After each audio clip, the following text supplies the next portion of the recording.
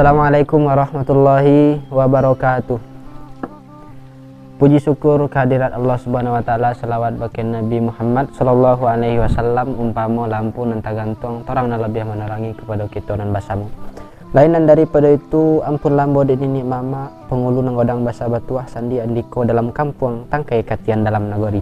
Kopoi tempe batanyo kepulang tempe kabarito. Terus kepada manti pegawai adat Dubalang Jom Panglimu nan mudo pemimpin dunia aso tarontang duo sudah ulun berkilek labo kolam bulala sangkap 30 ikan tekilek dalam maya ikan tekilek jalo tibo tontu jantan batinon. Terus kepada bundo kandung limpapeh rumah nang godang ko hidup tempe berniat mati tempe banazar undong-undong ke Madinah payung panji ke Serugo. Terus kepada dan sana penggemar setia inyak Serugo di masa saja barado. Mudah-mudahan kita selalu dalam lindungan nan kuaso, rosoki murah di atena nala, tahu di rantiang nan kemencucuk, tahu di dahan nan kamaimpo.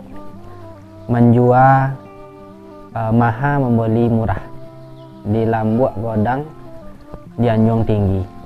Nah, mudah-mudahan itu pinta kita bake nan kuaso. Pembahasan kita pada hari ini adalah menyambung nanti nggak selamoko. Bahwasanya minggu lalu kita bahas kesesuaian antara adat dan Islam ataupun keterkaitan antara Islam dan adat Minangkabau.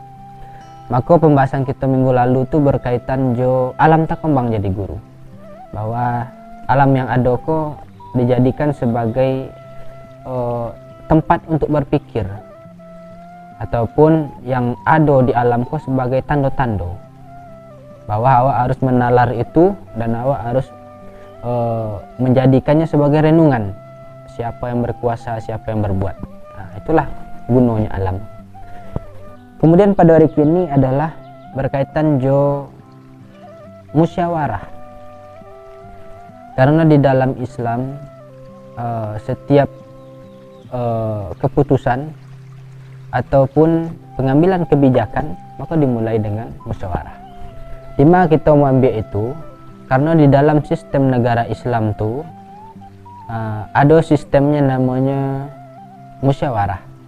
Ketika Nabi Muhammad lah meninggal, maka beberapa khalifah tuh dipilih dengan cara musyawarah. Yaitu ketika pemilihan Umar bin Khattab, ya itu dengan musyawarah.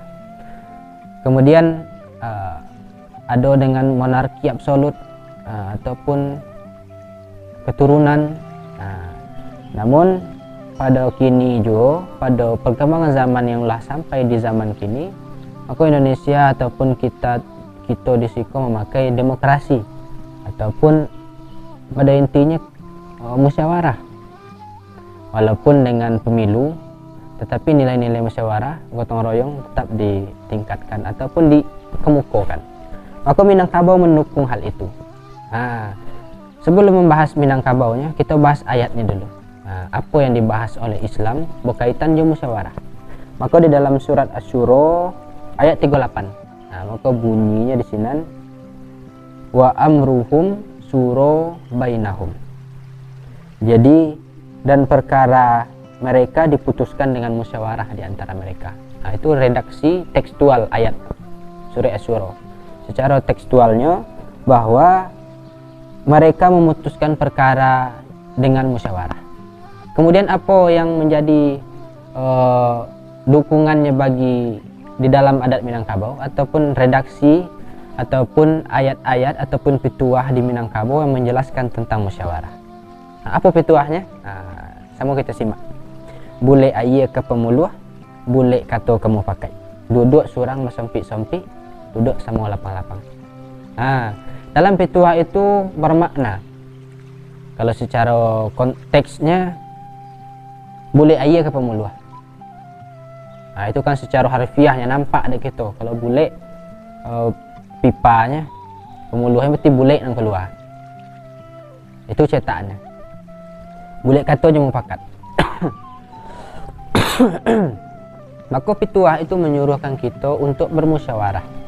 Maka setiap apa yang harus diputuskan ataupun kebijakan yang dilaksanakan maka diambillah jalan musyawarah sebelumnya supaya orang yang ada di forum itu bisa menerima keputusan yang ada, bisa menerima apa yang diinginkan bersama, maka perlu dimusyawarahkan. Maka dalam setiap persambahan, maka nenek mama orang tua kita dahulu mengedepankan itu yang dikatongahkan, musyawarah.